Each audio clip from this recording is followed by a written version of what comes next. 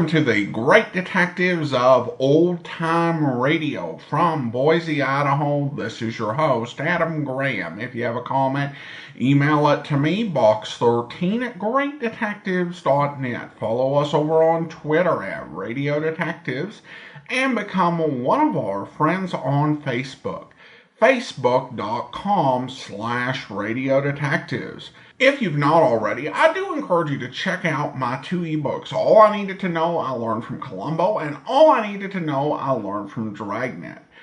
These books examine the careers and histories of 7 great fictional detectives and life lessons that can be learned from them.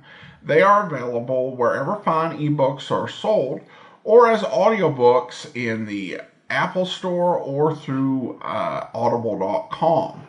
And you can find all my books, audiobooks, and ebooks over at store.greatdetectives.net.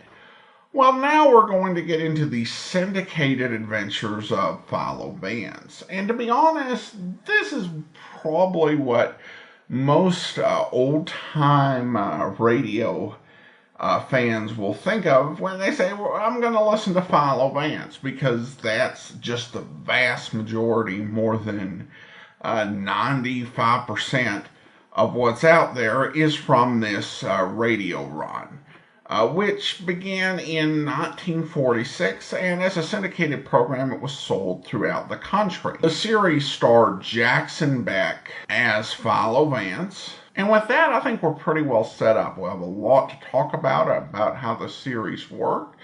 But let's go ahead and get into today's episode. Now, I want to let you know the original air date is September the 26th, 1946, and the title is The Eagle Murder Case.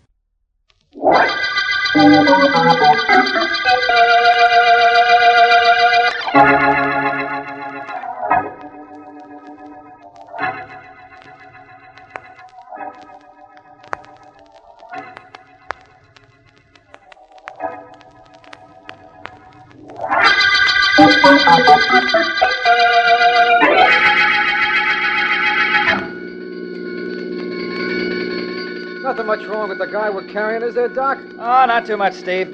Fracture of the right arm and right ankle. I had more trouble with his wife and 2 partners. They wanted to ride along to the hospital in this ambulance. That's all I need, passengers. Yeah. What happened to the guy we got back? Auto accident. He had his wife and 2 partners in the car and tried to wrap it around an elevated pillar. He's a funny guy. He fought against my giving him a hypodermic. I wonder why. No reason. No good reason, that is. He kept saying, "No hypo. Please, doctor, I'll be murdered before I get to the hospital if you give me a hypo." That's nothing, though. Shock hysteria brought on by the accident, that's all. I wonder why a guy would think someone was going to kill him. He didn't know what he was saying. He kept mumbling about no hypo right up to the time we closed the doors in the back. Don't you remember? I remember him saying something, but I didn't pay any attention. Well, here we are. Yep. I'll have this back door open in a jiffy and our friend fixed up before he knows it. He thought somebody was trying to murder him. EW, Doctor? Emergency ward, Steve, sure. What else could it be? Well, I'll hop in and grab the top part of the stretcher. Now, stay right here and get ready to grab it, Steve. I'm ready. Shove it down. Oh, Steve. Steve. Yeah, Doc? What is it, Doc?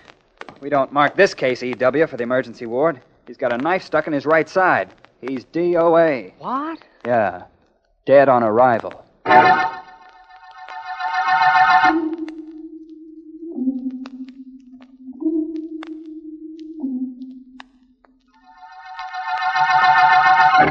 Sergeant Heath, that's all I can tell you. I could swear he was alive when we put him into that ambulance. Nobody could have got in when we were en route here, and yet that knife was sticking in him when I opened the door. That's what I like.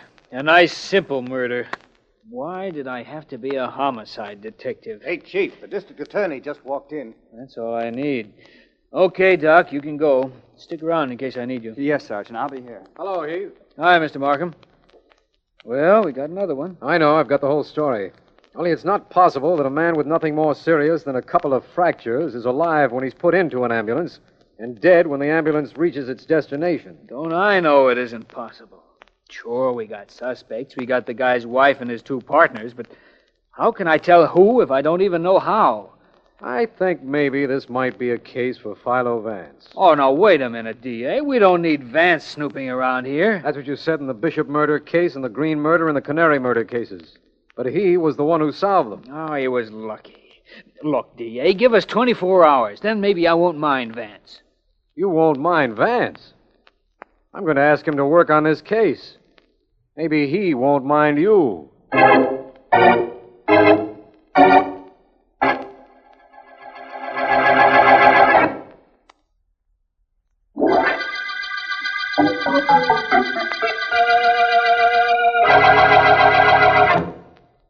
What time is it, Miss Deering? 1 minute to 5, Mr. Vance. Thank you, Miss Deering. Are you through with the letters I dictated? They're on your desk, Mr. Vance. Will that be all? For the next 30 seconds. And then? And then, Miss Deering, it'll be 5 o'clock, and a coach and four drives up. I remember to call you Ellen, and you forget to call me Mr. Vance. Well, 30 seconds are up. I'm glad, Vance. Now we can be ourselves. Where are you taking me tonight? Well, to dinner, for one thing. I never starve my women. No good private investigator would. It might lead to a private investigation. Hello, is anybody home? Oh, sounds like your friend the district attorney's in the outer office, Vance. Markham, we're in here. Hello there, you two. How are you? Hello, Markham. Well, Ellen, I see it's after 5 o'clock. Because I'm sitting on Vance's desk, I always sit here. Chairs are so uncomfortable, Markham. And incidentally, how are you? Incidentally, I'm fine. Actually, not so good. Problems? A problem. Vance, will you help us on a case? Police are puzzled in mysterious murder? Now, look, Vance. A man named James Dalton was driving his car this afternoon when he had an accident. In the car were his wife and his two business partners, Ed Edwards and Bill Graves. Mm-hmm. Dalton was the only one injured, and an ambulance was called. That's easy. The butler did it. Go on, please, Markham. My secretary will be applying for unemployment insurance if she interrupts again. Well, the ambulance doctor says Dalton was alive when he gave him a hypodermic and put him in the ambulance. But he was dead with a knife in his side when the ambulance arrived. I don't suppose it could have been suicide or anybody hiding in the ambulance. You know better than that, or I wouldn't be here, Vance. No, suicide is out because the man's right arm was fractured and the knife was in his right side. There were no fingerprints. That's all I can tell you because that's all I know. You said this Jim Dalton's two partners were with him. Partners in what? A costume jewelry firm, the Eagle Manufacturing Company. What do you think, Vance? Sounds intriguing, doesn't it? What about your police? How does Sergeant Heath feel about your coming to me?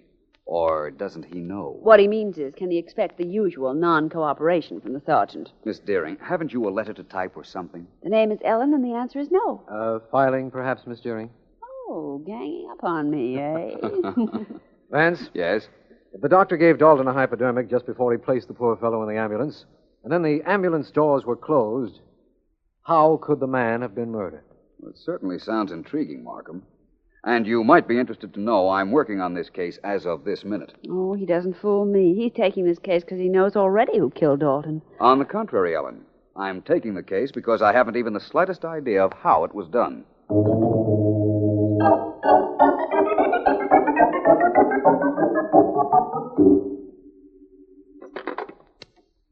Mr. Edwards and Mr. Philo Vance would like to see you.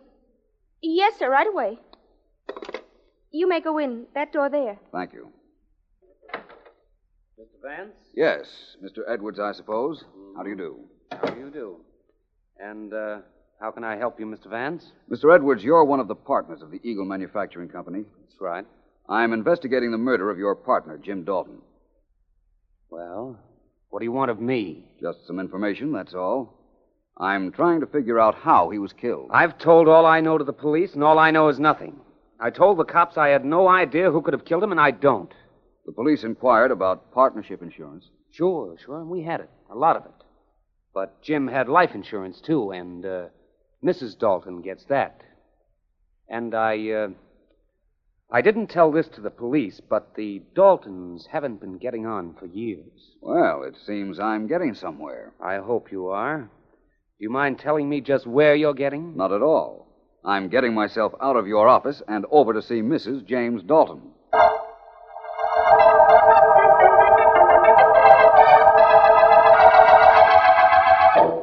Why don't you stop bothering me? Why? Haven't I had enough with the police all afternoon? Mrs. Dalton, I'm not here to bother you or anybody. I only want to do what I can to find out how your husband was killed and to see that his murderer doesn't go unpunished. You say the police don't know how the murder was committed. Well, neither do I. Ed and Bill and I saw poor Jim last, but it couldn't be either of them. They both loved Jim almost as much as I did. According to them, maybe that wasn't so much. What?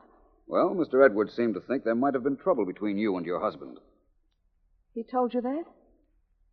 All right, there was. Now I'll tell you something.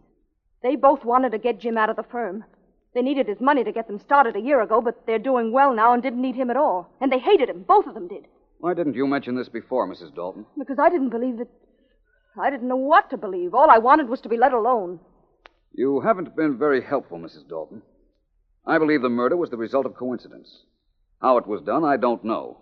But somebody wanted to murder your husband and saw his chance after the accident.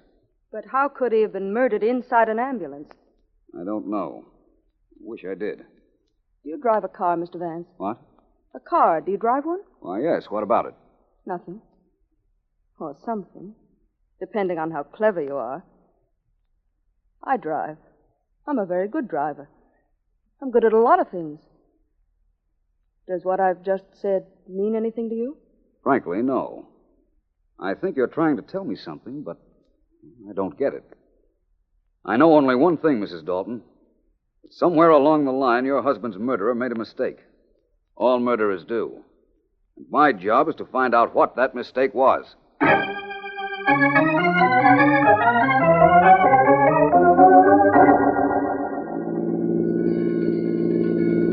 Does Steve always drive this fast, Doctor? Well, ambulances are made for speed, Mr. Vance. You're not nervous, are you? Nervous? No. Anxious. Anxious to get some information and then get out of here before we have an accident and need an ambulance. Well, you grabbed me just as we got this emergency call, Mr. Vance. It was your idea to come along, you know. I know. The least I should get out of this mercy messenger, which rides more like a roller coaster, is some information. Well, I don't know a thing, Vance. Nobody seems to know anything on this case.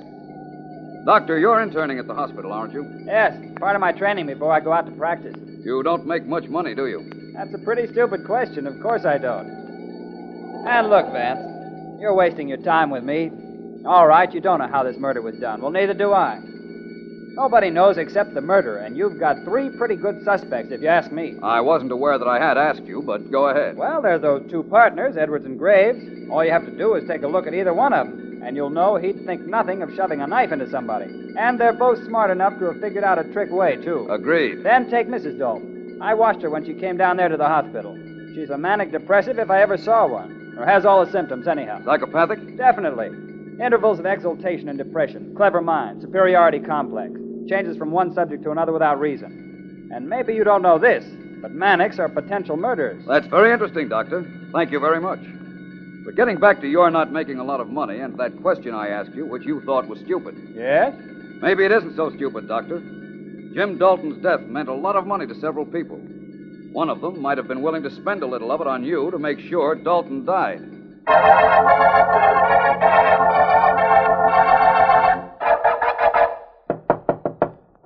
Wait a minute.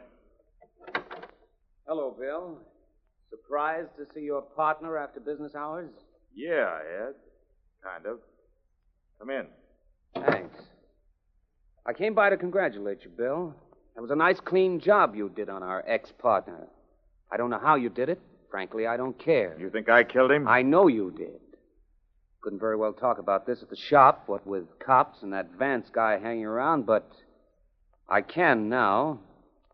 So, congratulations and thanks. I could say the same thing to you, and mean it more, Ed. I know you killed Jim. That's all right, kid. I don't blame you for not admitting it to me. We don't like each other, and we never did, but I still say you did a good job. Look, I don't have to stand for you accusing me of murder. No, that's true. You don't. Suppose we sit down and you tell me how you did it. You get out of here. And if I don't, what'll you do? Murder me, too? Well, you dirty... I'll fix you. Keep your hands off me. Yeah. Get them off! I'll take care of you later, Edwards. Who's there? Anybody mind if I come in? Who are you? Oh, hello, Mr. Vance.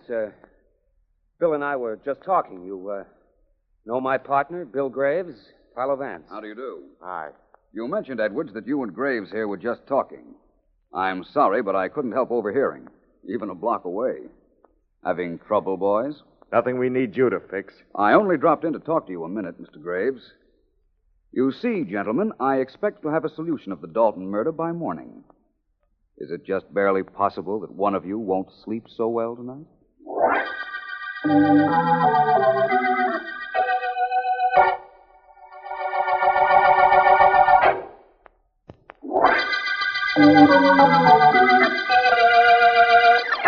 This is District Attorney Markham. The Eagle murder case is proving one of the most baffling crimes in our records. Even Philo Vance, whom I asked to take the case last evening, has been able only to corroborate what we already know. That James Dalton was injured in an auto smash-up, that his wife and two business partners were in the car but were unhurt, that an ambulance doctor administered a hypodermic against Dalton's wishes, that he was alive when placed in the ambulance, and dead with a knife in his side when it reached the hospital. Vance told me he was going to spend last night reading up on the case, but I haven't any idea what he meant.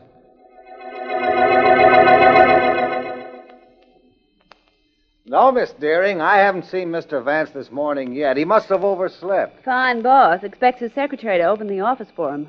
What will bosses think of next? Your floor, Miss Deering. Thanks, Johnny. When Mr. Vance arrives, kindly tell him to go home and not to come back without a note from his mother saying why he was late. I sure will.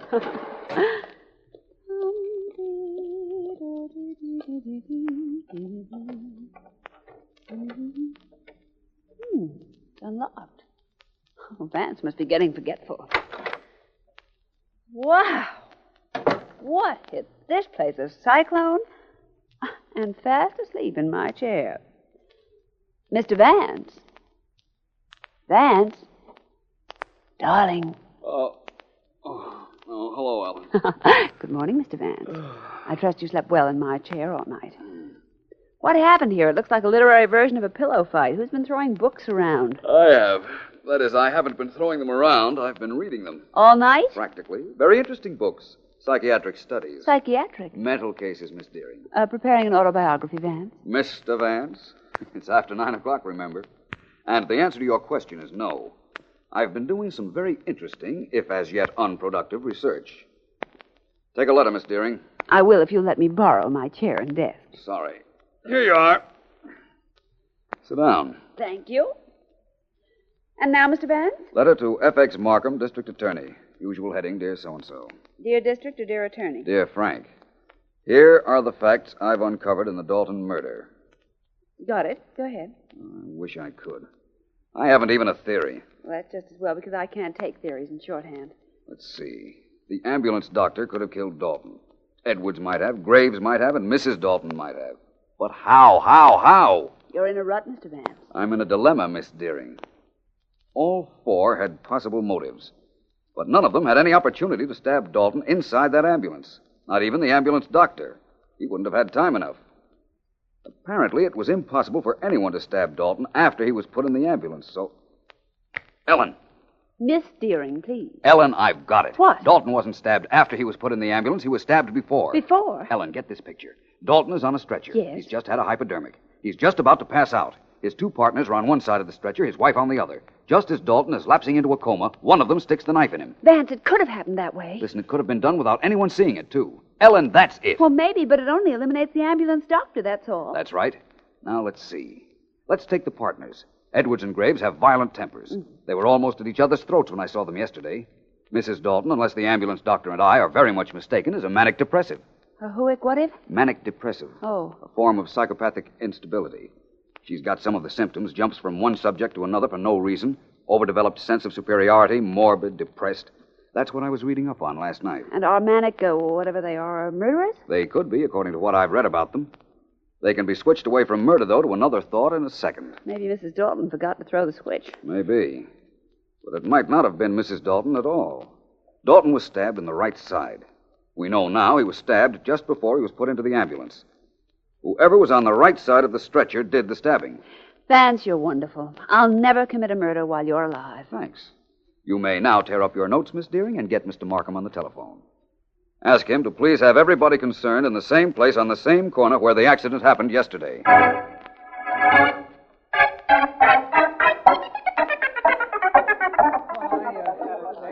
Sure, Mr. Vance. This is just the way it was. The ambulance was parked right there where it is now. Only there was a crowd around.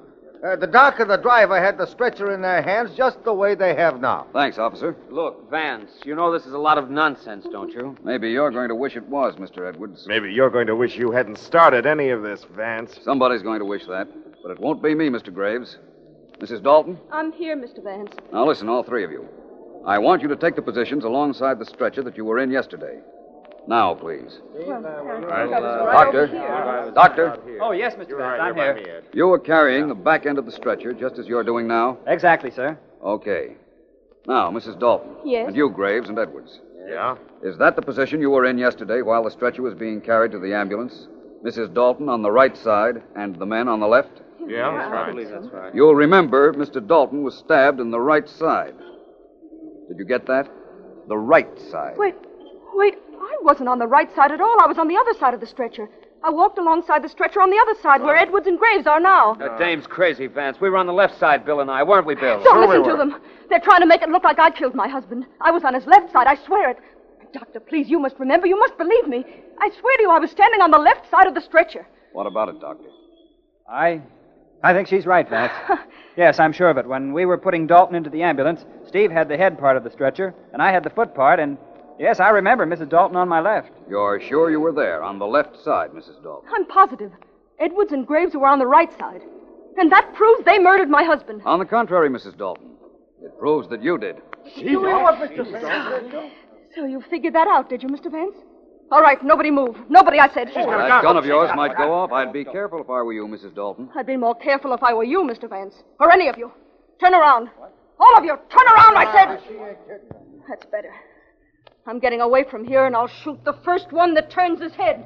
Remember, I'll shoot the first one that moves. What do we do, Mr. Vance? You can make your own plans, officer. Personally, I'm not moving.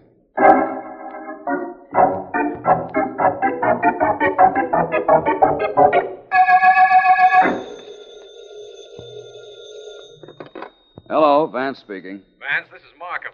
Just wanted to tell you that we haven't been able to pick up Mrs. Dalton yet. You will.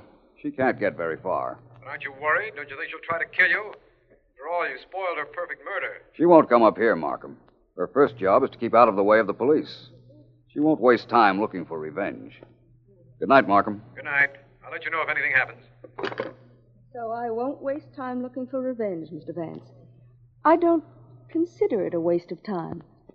I don't know a better way to spend the next few minutes than to use it killing you. Hello, Mrs. Dalton. Pretty gun you have there. You don't fool me any with that unconcerned way of talking. I'm going to kill you, and you know it. You know, of course, that people who are going to commit murder don't generally talk to their victims. They just shoot. I don't care about people, generally. I'm an individual. Smart enough to have committed murder and gotten away with it if it hadn't been for you. And smart enough to have slipped in here, kill you, and still get away. It wouldn't do any good for me to say I don't think so. Not a bit. I didn't think so, but it was worth a try. Your hands are shaking, Mrs. Dalton. They're as steady as a rock, and you know it. I have complete control over my nerves. Manic depressive. Exactly what I thought. Overdeveloped sense of superiority. Manic depressive? Certainly, all the symptoms. You're insane, you know. What? Oh, it's true. Manic depressive. Singleness of thought on one subject. Can't get it out of her mind. Acute concentration. You mean if I came here to kill you, I couldn't change my mind? You couldn't even talk about anything else. Fashions, for instance. What about fashions? That dress you're wearing. It's an original. I designed it.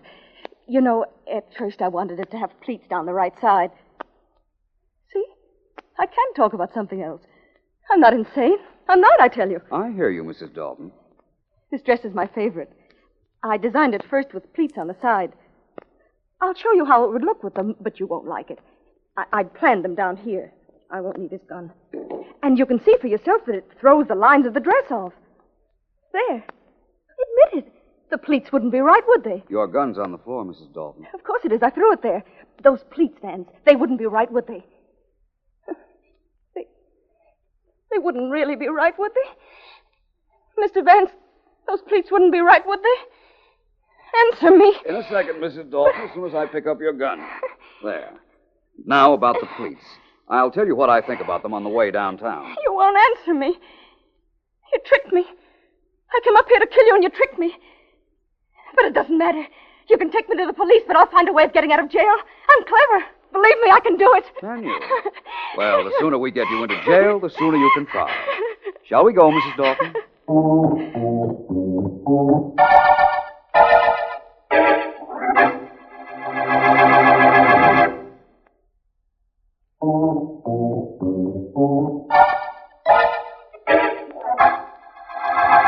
It's still a few minutes to 9, Van, so before we get down to business, will you clean up a point or two for me? About the Dalton murder, Ellen? Well, if I can before 9 o'clock, I will. Well, let's hurry then. When Mrs. Dalton came up to your apartment to murder you last night, what made her change her mind? The characteristics of a manic depressive, Ellen. They can be led easily from one subject to another. I told her that she was a manic, but I lied a little. I said manics couldn't ever change their minds. Oh, so to prove to herself and you that she wasn't crazy, she did exactly what you wanted her to do. Forgot about murder to talk about something else, not knowing she was proving your point. Not to mention saving my life. Anything else, young lady? Oh, it's nearing 9, I can tell by your voice. One other question, Vance.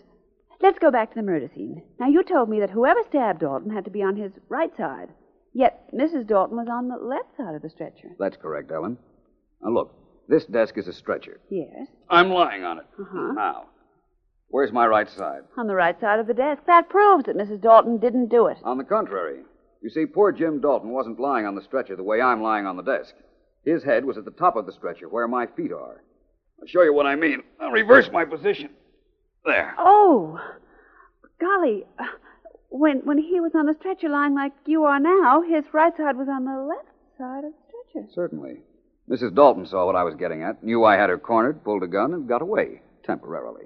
Darling, you're wonderful. I don't think so, but then, what's my opinion against so many other people's? Take a letter, Ellen, darling. You mean Miss Deering. It's after 9 o'clock.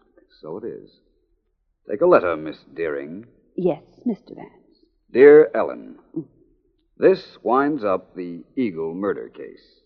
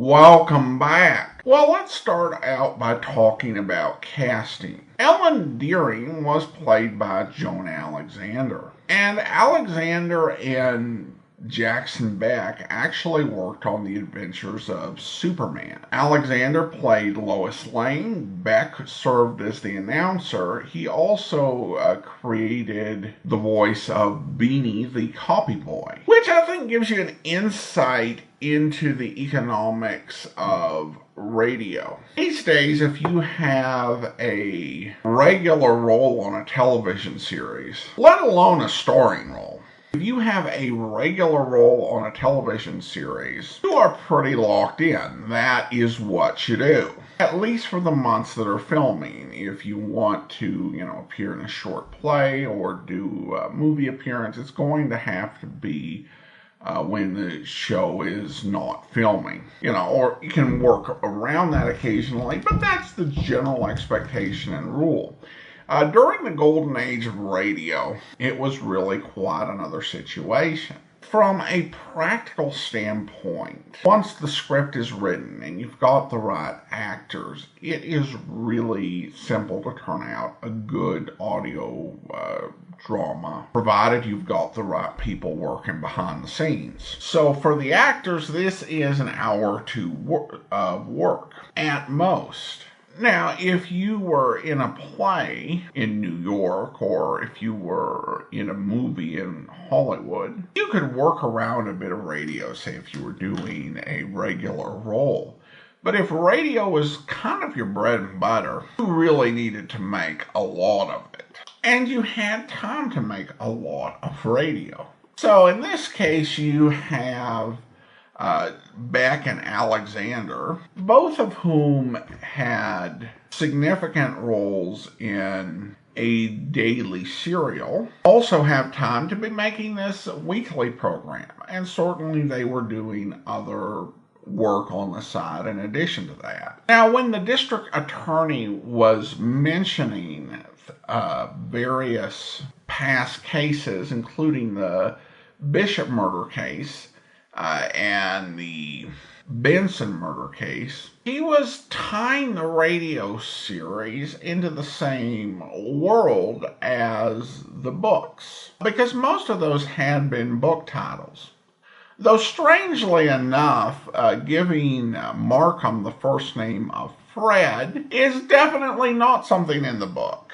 In the books, Markham's first name is John, which seems to be one of those little pointless changes. As for the case itself, it definitely had a good hook, but I find myself a bit dubious at the solution. The idea that one of the people around the cot could stab the victim before the body was placed into the ambulance, and the resident and the ambulance driver not notice it, seems really super far-fetched. Then again, we have the resident giving this mental health diagnosis to a woman he's barely met, and not really examined in any sort of thorough professional capacity. While I'm far from an expert on this particular subject,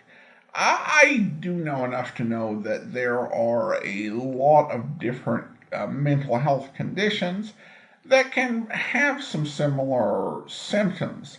And that you really, if you're going to diagnose something as a doctor, need to spend some time and really drill down to understand what's actually going on. In terms of the characterization, I should be honest that I was initially planning not to do the syndicated version, that we would just do the 3 episodes that we played. However, we are running out of episodes, and I consulted our Patreon supporters, and they recommended going ahead. And this kind of reminded me of why I was so hesitant. Because Philo Vance is so full of himself. I mean, that moment at the end where Ellen said, "You're wonderful," and he said, "I don't think so. But what can I say against the opinion of so many others?"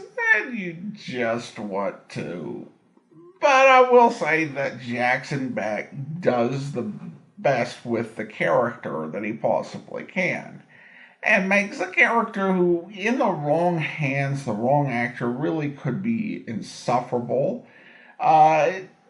He becomes barely tolerable.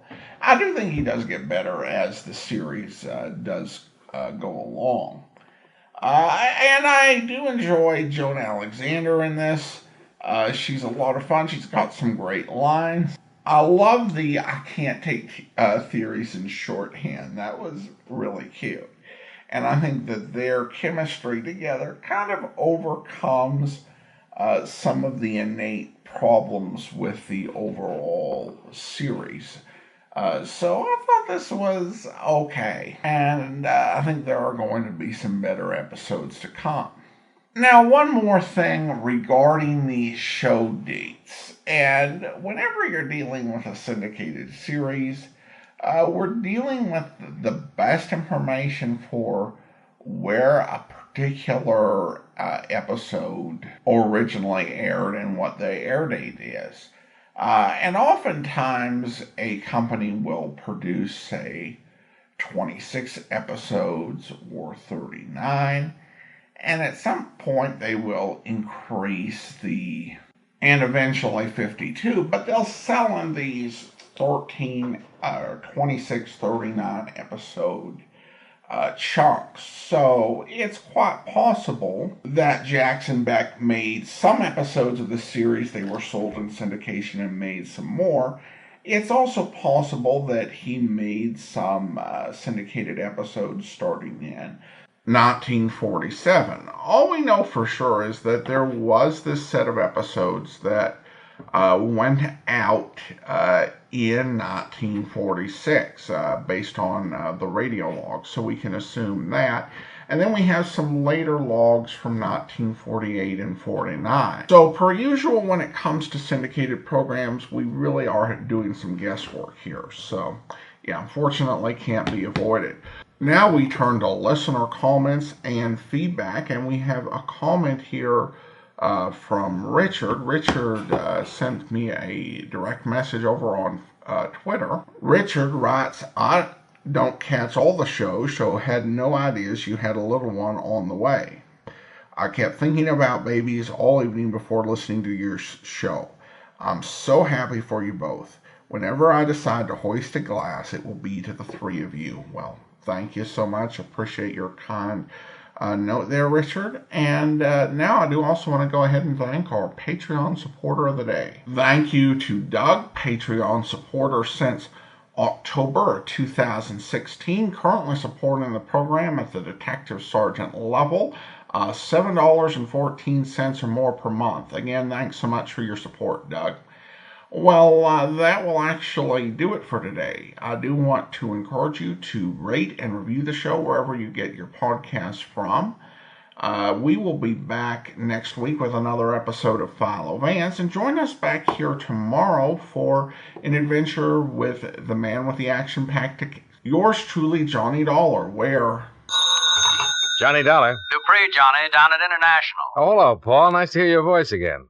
How are things? Oh, about the same. Hey, Johnny, would you like to come over to my office and meet a girl? She pretty? Very. Interesting? Very.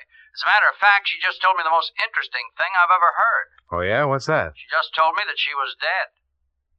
I better come over. And I hope you'll be with us then. In the meantime, do send your comments to box13@greatdetectives.net. Follow us on Twitter at Radio Detectives, and become one of our friends on Facebook, facebook.com/Radio Detectives. From Boise, Idaho, this is your host, Adam Graham, signing off.